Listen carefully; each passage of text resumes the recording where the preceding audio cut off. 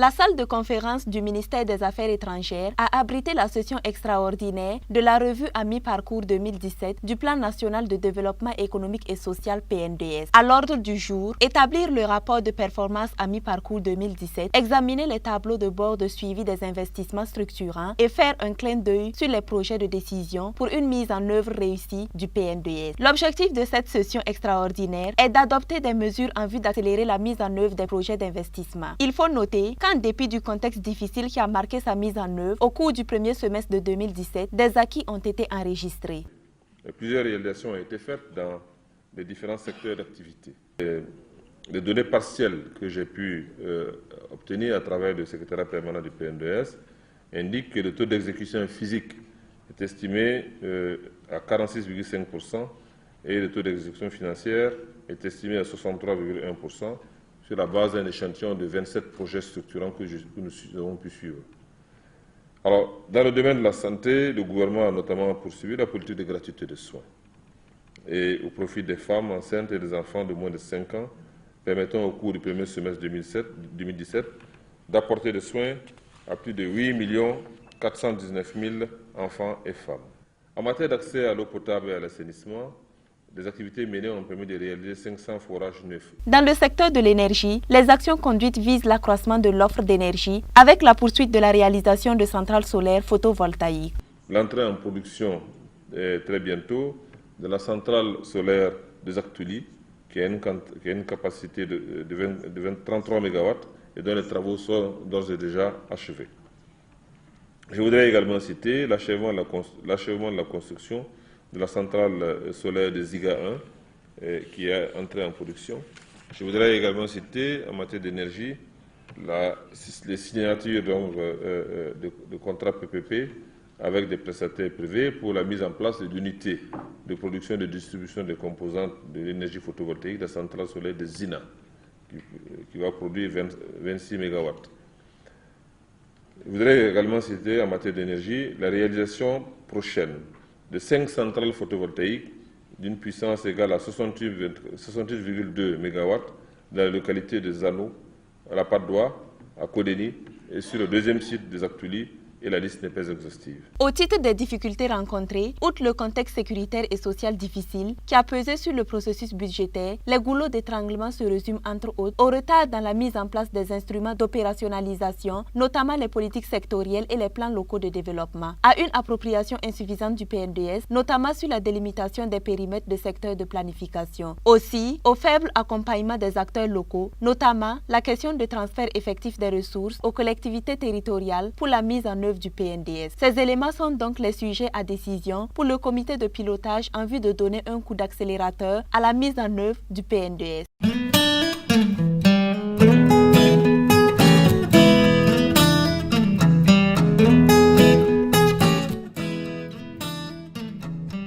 L'Afrique à l'ère des changements climatiques, c'est sous ce thème que s'est tenue du 10 au 12 octobre à Ouagadougou la conférence internationale sur la technologie du biodigesteur.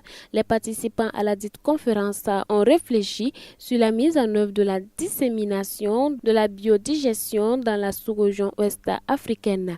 Et pour le représentant des partenaires techniques et financiers, cette rencontre est la preuve que l'Afrique s'est enfin appropriée cette lutte contre la dégradation de la nature et en a décidé d'utiliser à des fins vitales ce que la nature lui tend.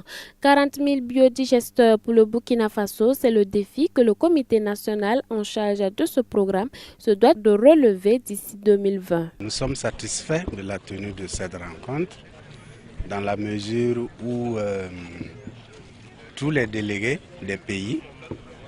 Et la session ministérielle l'a réaffirmé encore ce matin. Tous les pays ont pris l'engagement d'instaurer dans nos différents pays de l'espace sous-régional des programmes de promotion de la technologie du biodigesteur. D'ici 2020, c'est 40 000 et je pense que si tout le monde s'y met, pour moi, c'est un défi que l'on peut bien sûr relever. À l'heure actuelle, nous sommes environ à 10 000 installations qui ont été faites jusqu'à présent. Et je sais que toutes les dispositions sont en train d'être prises par le gouvernement pour que cet objectif puisse être atteint, et en tout cas dans la limite du mandat actuel.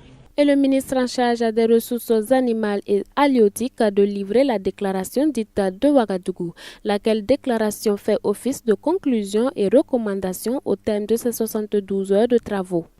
Nous, participants à la conférence internationale sur la technologie du biodigesteur, tenue du 10 au 12 octobre 2017 à Ouagadougou, Burkina Faso, profondément préoccupés par la persistance de l'insécurité alimentaire, nutritionnelle et du déficit énergétique, ainsi que la pauvreté, l'accélération et la disparition des massifs forestiers, la dégradation continue des terres en Afrique subsaharienne et les impacts sur la santé humaine des méthodes traditionnelles d'utilisation de la biomasse énergie, conscient que seule une réponse structurelle et holistique de nos États aux fléaux suscités est à même de doter nos populations rurales et périurbaines de la résilience nécessaire, reconnaissant que la technologie du biodigesteur, grâce à ses avantages multiples, est une des réponses les plus appropriées à l'insécurité alimentaire,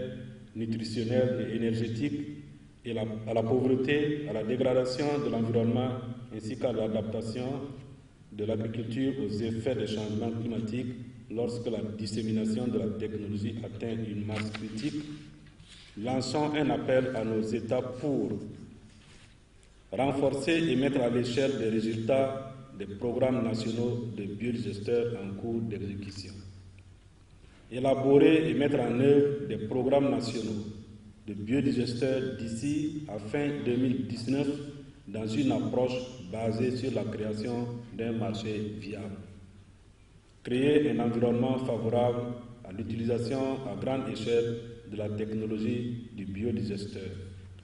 Invitons les États à s'engager au respect de la feuille de route pour la mise en œuvre des programmes nationaux de biodigesteurs et à institutionnaliser la conférence sur la technologie du biodigesteur. Des progrès enregistrés dans le secteur agricole, certes, cependant, plusieurs sont ces contraintes qui demeurent des défis majeurs à relever au sein des États de la sous-région. Il s'agit entre autres de la dégradation continue de la fertilité des sols ayant atteint des niveaux inquiétants. Entre 2002 et 2013, environ 5 millions d'hectares de terre ont été dégradés et il ne faut pas laisser en marge à la déforestation qui, elle aussi, fait un ravage fulgurant. L'agriculture durable et la sécurité alimentaire permettent de garantir les droits élémentaires de chaque citoyen de nos États, le droit de ne pas mourir de faim et le droit de manger à sa faim pour mener une vie saine et active. Mais en dépit des progrès enregistrés dans le secteur agricole, dans la plupart de nos États, la réalisation effective de ces droits est souvent confrontée à des contraintes de divers ordres. Il s'agit d'abord de la dégradation continue de la fertilité des sols qui a atteint des niveaux inquiétants.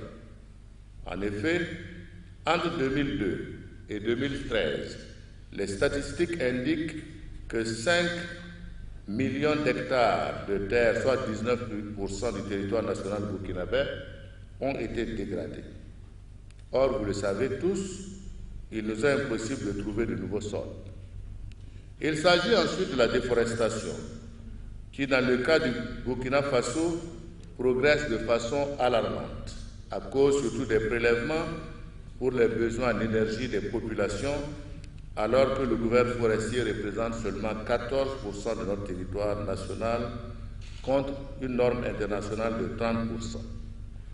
La déforestation à elle seule est à l'origine d'une perte d'environ 110 000 hectares par an. Je voudrais donc rassurer les délégations des différents pays de ma détermination et de mon engagement à œuvrer de concert avec mes pairs à la promotion de la technologie du biodigesteur dans nos pays. En rappel, la technologie du biodigesteur consiste à l'utilisation des éléments végétaux comme animaux que la nature offre gratuitement à l'homme afin de créer de l'énergie renouvelable au profit des populations ainsi qu'à la nature elle-même, répondant ainsi à la problématique de l'insuffisance alimentaire que connaissent essentiellement les pays de la sous-région ouest africaine tout en améliorant les conditions de vie des peuples. Cette technique est bénéfique à la nature comme à l'être humain dans le sens où elle minimise l'utilisation des produits chimiques détruisant la stratosphère. Au terme de cette cérémonie de clôture ont été honorées la meilleure entreprise du domaine ainsi que la meilleure cliente à biodigesteur. Pour avoir accompagné cette noble initiative, le président du Faso Roch Marc Christian Kaboré a reçu un trophée de reconnaissance.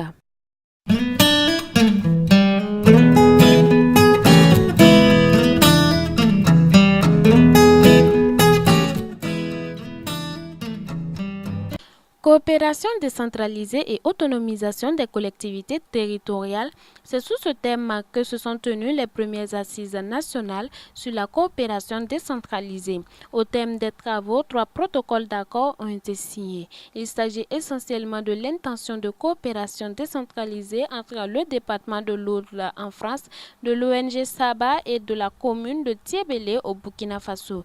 Également une lettre d'intention de coopération décentralisée entre la région du centre et plusieurs autres partenaires techniques et financiers, parmi lesquels l'ONG Archivistes sans frontières et la commune de Vienne. Les participants ont fait des recommandations portant sur la santé, la question de l'eau et de l'assainissement, la création d'emplois pour les jeunes et les femmes.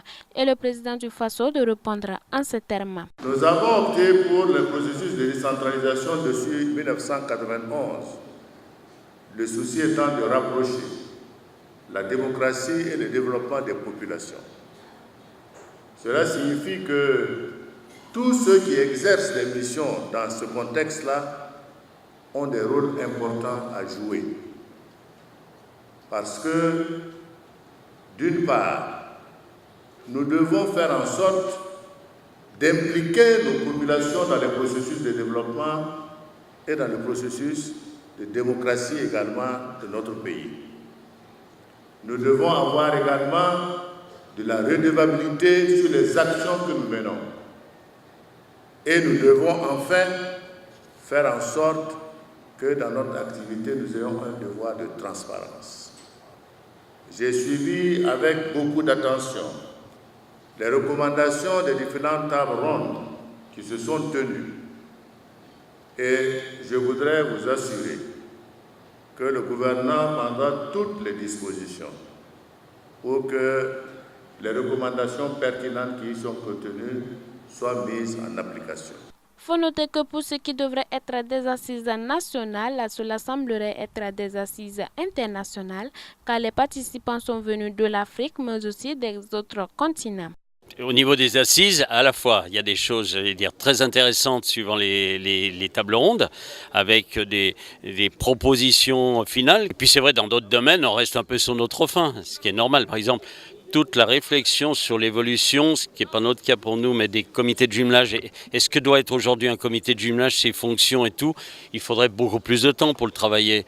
Ce qui a besoin encore de continuer à travailler, mais ça ne peut pas se faire en un jour et demi, 2 jours. C'est aussi la bonne complémentarité entre tous les programmes de développement, les financements de l'État, les financements déconcentrés qui ont été abordés et les apports des coopérations pour que tout ça soit bien organisé dans le cadre d'un budget communal et qu'il y ait une cohérence d'intervention sur un territoire. Voilà des points un peu forts qui sont encore à travailler, mais quand je vois l'évolution en plusieurs années, il y a des tas de choses qui se passent très bien. Après, il faut regarder la réalité, c'est différent d'une commune à l'autre. Au regard donc premièrement de la mobilisation vraiment des participants, vous savez qu'il y a au moins 8 pays africains qui étaient là Il y a également un certain nombre de pays européens qui étaient fortement représentés. Et ça, ce sont les premières assises qui sont organisées par le Burkina Faso en matière de coopération. Et Dieu seul sait comment est-ce que la coopération est suffisamment importante en matière de relations humaines, des hommes du nord, du sud vers le sud également. Et ça, je crois bien que c'est un franc succès.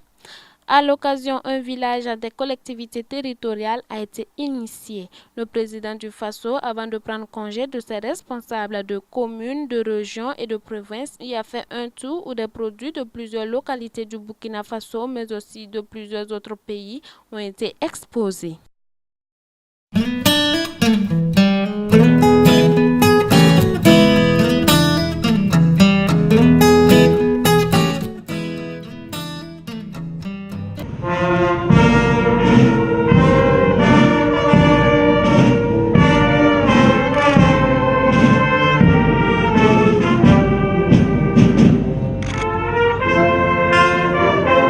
Cérémonie couleur au SPCNLST.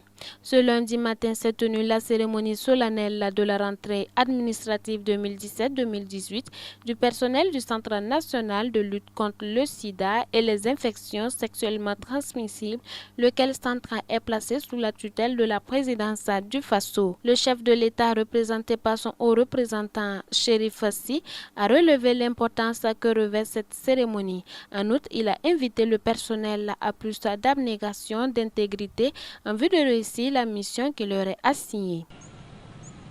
Cette cérémonie traduit aussi notre volonté commune dans le cadre de cette maison de travailler avec plus d'ardeur à atteindre les objectifs que vous vous êtes fixés, à savoir l'éradication de ce mal-là, de ce virus-là, en 2030.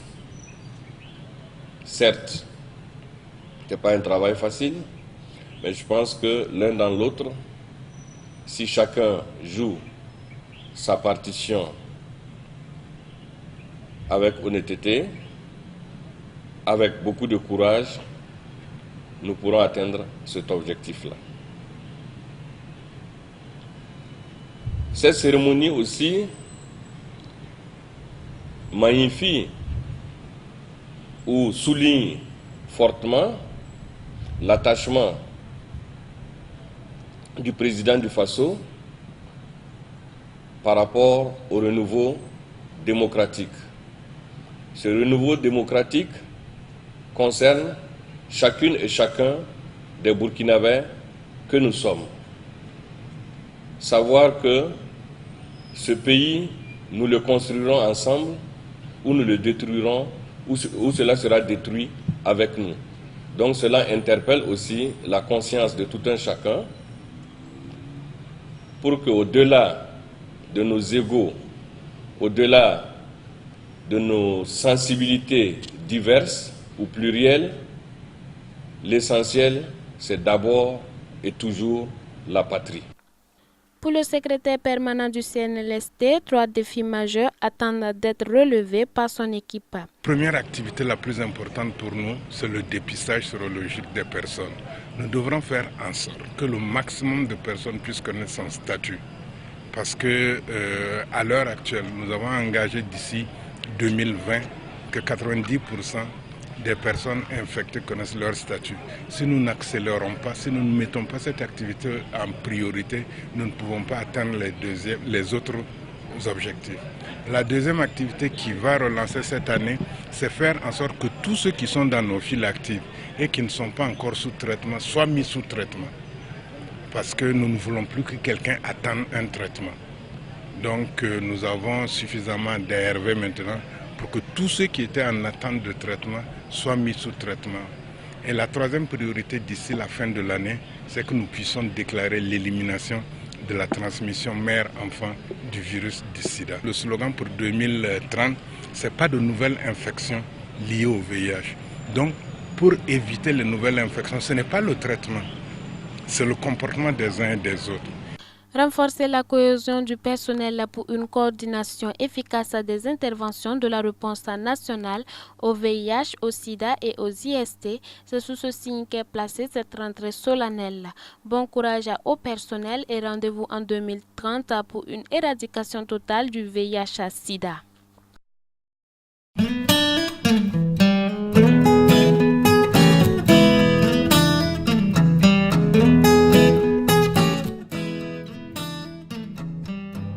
Comme préalablement annoncé le 3, il s'ouvre ce matin le pré-forum sur la sécurité, regroupant l'ensemble des acteurs de la société burkinabé. Comme le forum se tient sur 3 jours, et c'est une question qui est suffisamment large, et on a pensé que dans un premier temps, il faut permettre aux 13 régions de réunir l'ensemble de ce qu'on peut appeler l'essentiel, le substratum de notre société dans les 13 régions. Donc il y aura des forats régionaux sur la sécurité au Burkina pour appréhender l'appréhension, comment les populations appréhendent les questions de sécurité et quelles sont leurs attentes et quelles sont leurs propositions. Et à partir de là, tenir comme aujourd'hui un pré-forum qui regroupe un nombre suffisamment limité, moins que les forats régionaux. Simon Compaoré s'est voulu en un peu plus clair. Ce pré-forum est tout sauf une foire. Une assemblée composite des chercheurs, des universitaires, des OSI, des experts, des militaires, des policiers, des gendarmes, des eaux et forêts, des douaniers. Il y a du tout. Les élus, des députés. Il y a du tout. Les policiers municipaux. Tout le monde est là. Et ce n'est pas pour s'amuser, c'est pour décliner un peu chacun sa vision pour que l'on fasse une mise en commun, pour permettre de mieux alimenter les débats du Forum national qui se tient en 3 jours, pour faire un peu un tour d'horizon complet de la question. Donc ce n'est pas pour se distribuer des perdièmes, comme certains d'entre vous l'ont dit, loin s'en faut. Ceux qui sont là, ce ne sont pas des gens qui viennent pour chercher à arrondir leur fin de mois. Ainsi, durant 2 jours, ces participants vont échanger sur l'offre de la sécurité au Burkina Faso, la gouvernance et le contrôle démocratique des forces de défense et de sécurité.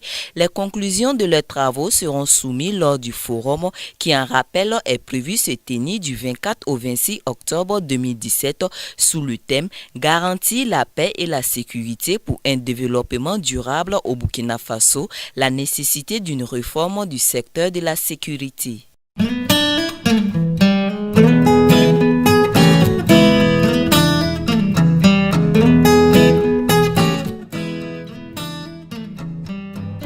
La température est élevée dans la famille UPC.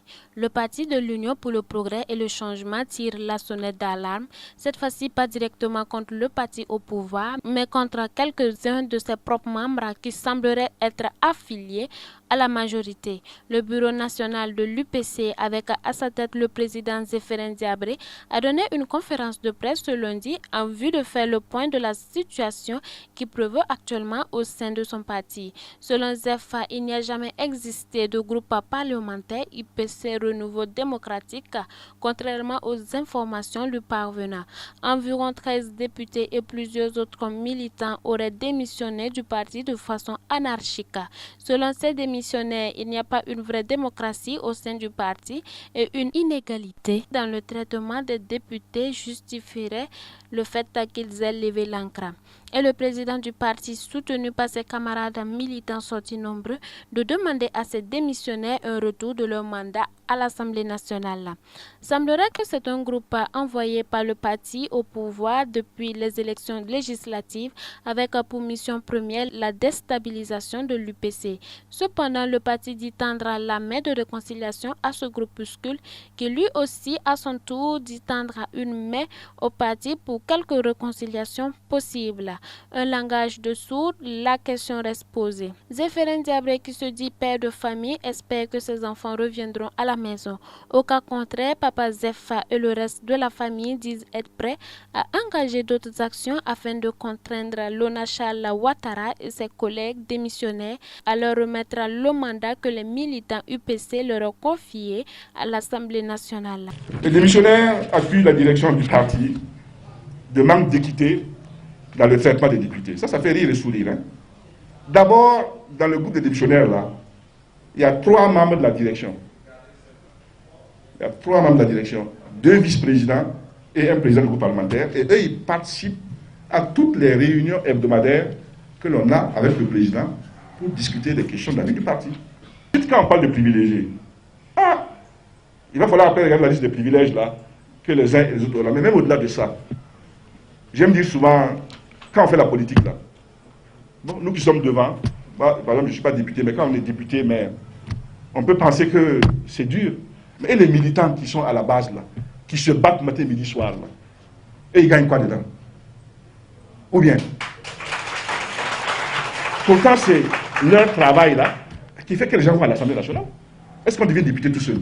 Cette situation politique que vit notre grand parti, mes chers camarades, il va de soi que nous avons d'abord une pensée très forte pour les militants, ils sont très nombreux, militants et sympathisants à travers tout le pays, répartis sur notre territoire national. Nous leur demandons de ne pas s'inquiéter du tout, et à toutes leurs questions qui nous parviennent des provinces ou de l'étranger là, sur qu'est-ce qui se passe, non, la réponse est simple, claire et limpide. C'est la campagne de 2020 qui a commencé. L'UPC demande solennellement au président de l'Assemblée nationale de réunir la conférence des présidents et de trancher la question le plus urgemment possible afin de situer l'opinion publique nationale et internationale. Oui ou non, existe-t-il un nouveau groupe parlementaire au sein de l'Assemblée nationale de Burkina Faso qui se dénommerait UPC le Nouveau Démocratique? En outre, le président de l'UPC a invité le parti au pouvoir à dire son mot, car semblerait que tout serait concocté par ses plus hauts militants.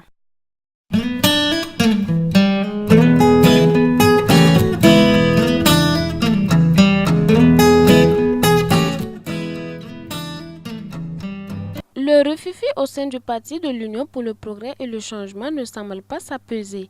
Les militants à la base de l'UPC, sous aucun ordre de personne, disent-ils, ont eux aussi donné leur lecture de la situation actuelle. Ils ont en outre évoqué quelques actions qu'ils mettront en œuvre afin de contraindre les 13 députés démissionnaires du navire UPC à leur remettre leur mandat à l'Assemblée nationale. 13 de nos députés nous ont trahis. Que dis-je? Ils ont trahi le peuple. Ils ont vendu le suffrage du peuple électeur pour leurs intérêts égoïstes et purement alimentaires. Et cela, nous ne saurons le tolérer. Nous quittons, mais nous restons. Nous détestons la viande de chien, mais nous adorons son bouillon. Bonnes gens, comprenez-vous cette gymnastique? Ces camarades, en réalité, ne sont plus en phase avec les populations qui les ont mandatés, avec le parti dont ils portent les couleurs.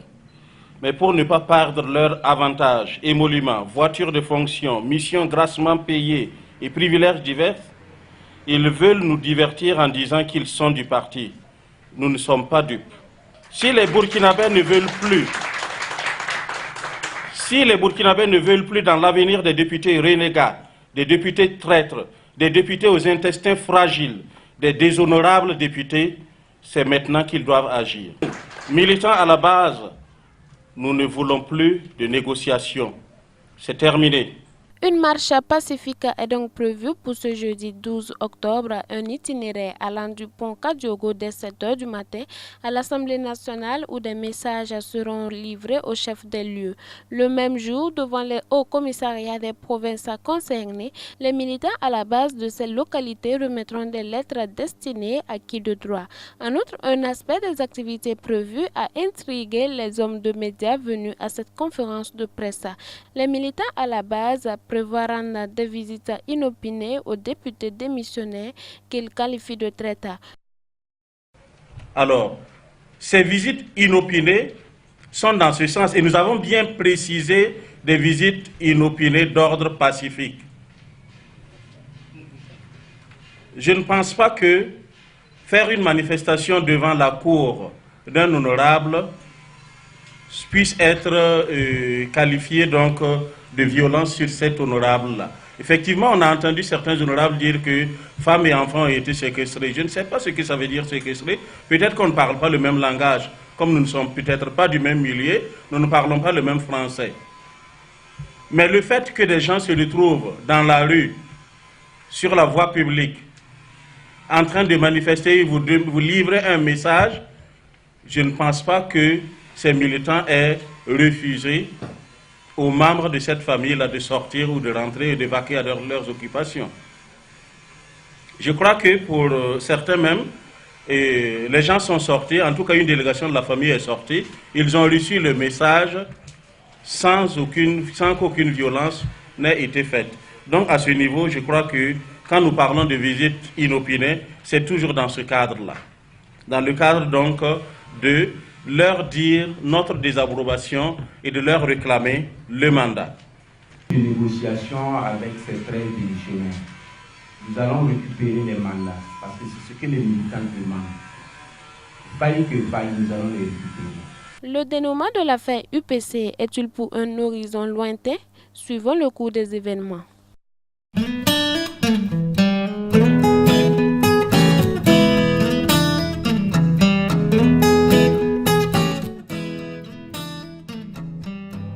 Comme préalablement annoncé le 3, il s'ouvre ce matin le pré-forum sur la sécurité, regroupant l'ensemble des acteurs de la société burkinabé. Comme le forum se tient sur 3 jours, et c'est une question qui est suffisamment large, et on a pensé que dans un premier temps, il faut permettre aux 13 régions de réunir l'ensemble de ce qu'on peut appeler l'essentiel, le substratum de notre société dans les 13 régions. Donc il y aura des forats régionaux sur la sécurité au Burkina pour appréhender l'appréhension, comment les populations appréhendent les questions de sécurité et quelles sont leurs attentes et quelles sont leurs propositions. Et à partir de là, tenir comme aujourd'hui un pré-forum qui regroupe un nombre suffisamment limité, moins que les forats régionaux. Simon Compaoré s'est voulu en un peu plus clair. Ce pré-forum est tout sauf une foire. Une assemblée composite des chercheurs, des universitaires, des OSI, des experts, des militaires, des policiers, des gendarmes, des eaux et forêts, des douaniers. Il y a du tout. Les élus, des députés, il y a du tout. Les policiers municipaux, tout le monde est là. Et ce n'est pas pour s'amuser, c'est pour décliner un peu chacun sa vision pour que l'on fasse une mise en commun pour permettre de mieux alimenter les débats du Forum national qui se tient en 3 jours et pour faire un peu un tour d'horizon complet de la question. Donc ce n'est pas pour se distribuer des perdièmes comme certains d'entre vous l'ont dit, loin s'en faut.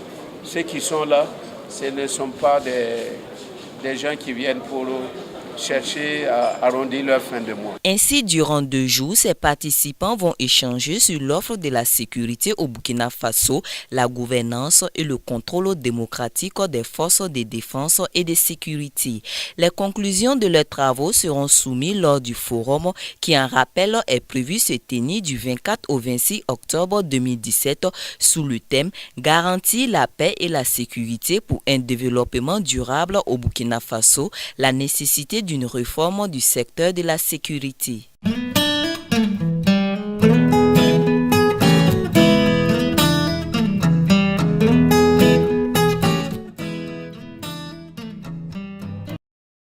Le Comité international mémorial Thomas Sankara, CIMTS, a convié les hommes de médias au centre de presse Norbert Zongo pour partager 3 informations, à savoir le bilan partiel de la campagne de souscription, le lancement du concours architectural et enfin la procession du 15 octobre prochain. En rappel, le 2 octobre dernier, une campagne de souscription pour la construction d'un mémorial en l'honneur du président Thomas Sankara a été lancée. Le comité d'organisation de la dite campagne fait l'état des lieux. Nous venons de donner le bilan partiel de la première journée de lancement de la souscription populaire. Et à jour, nous avons 1,23 595 francs CFA qui sont donc collectés à ce jour. Sans compter, ce montant-là, c'est sans compter les urnes que nous avons données, donc qui sont qu'on appelle les tirelires communément, et sans compter les envois par Airtel Money et Mobile Cash, et sans compter les virements bancaires qui sont opérés actuellement au niveau de l'étranger. À entendre le comité international du mémorial Thomas Sankara, il y aura une plateforme sur Internet et aussi des communications en langue locale pour donner l'évolution des montants de souscription périodiquement. À l'occasion du trentenaire de l'assassinat du président Thomas Sankara et de ses 12 compagnons, le comité international du mémorial organise une procession dénommée « Justice pour Thomas Sankara et de ses 12 compagnons ». La commémoration du trentenaire de l'assassinat de Sankara, nous avons fait la comptabilité hier. Ça se commémore dans au moins une trentaine de pays à travers le monde, y compris au Burkina et à l'intérieur des villes du Burkina. Pour ce qui est de Ouagadougou, nous avons plusieurs activités qui sont organisées.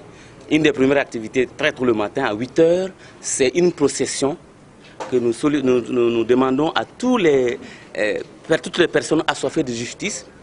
Une procession du Conseil de l'Entente, là où Sankara est tombé avec ses 12 compagnons, vers le tribunal militaire, vers le palais de justice militaire, pour demander que la justice accélère, que la justice aille vite. Nous ne pouvons pas comprendre 30 ans d'impunité, 30 ans d'attente, 30 ans d'impatience. On peut dire que certaines personnes parleront de patience, mais la patience a souvent une limite. Nous ferons un arrêt à l'ambassade de France pour délivrer un mémorandum lié à la demande de lever du secret de défense par la France sur le dossier Sankara. On sait que la mort de Sankara est une question de coalition et de complot international. Et donc la France doit pouvoir nous dire qu'est-ce qui s'est passé en termes de secret de défense pour que que le procès puisse être vraiment complet. En ce qui concerne le concours architectural, il est ouvert à tous les architectes du Burkina, de l'Afrique et du monde à compter du lundi 16 octobre.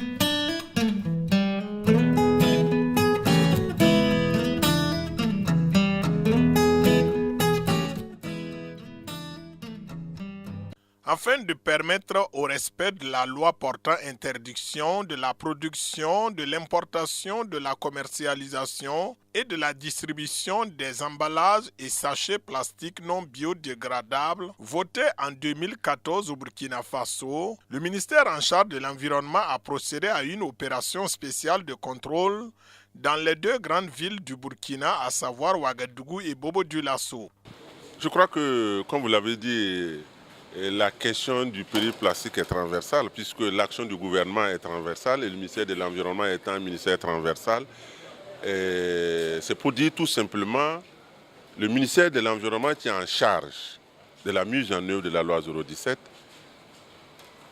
c'est dans ce souci que nous avons engagé l'ensemble des actions que nous menons aujourd'hui pour amener l'ensemble des citoyens au respect de la loi 017, portant bien sûr l'utilisation désormais des sachets biodégradables et de sa production.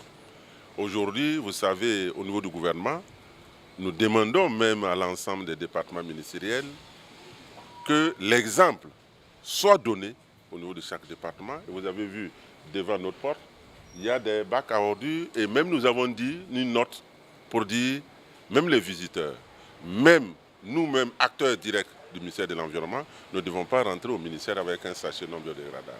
C'est un engagement fort pour que nous-mêmes nous donnions l'exemple. Avec l'adoption de cette loi interdisant les sachets plastiques non biodégradables, le Burkina rejoint les pays comme la Côte d'Ivoire, le Mali, la Mauritanie, le Niger, le Rwanda, le Togo, le Tchad et la Tunisie. Il faut le rappeler, les sachets plastiques non biodégradables peuvent mettre environ 400 ans avant de se dégrader et présentent des impacts négatifs sur le plan environnemental, sanitaire et économique. Alors, ensemble, partons pour une grève illimitée de l'utilisation des sachets plastiques non biodégradables au Burkina Faso.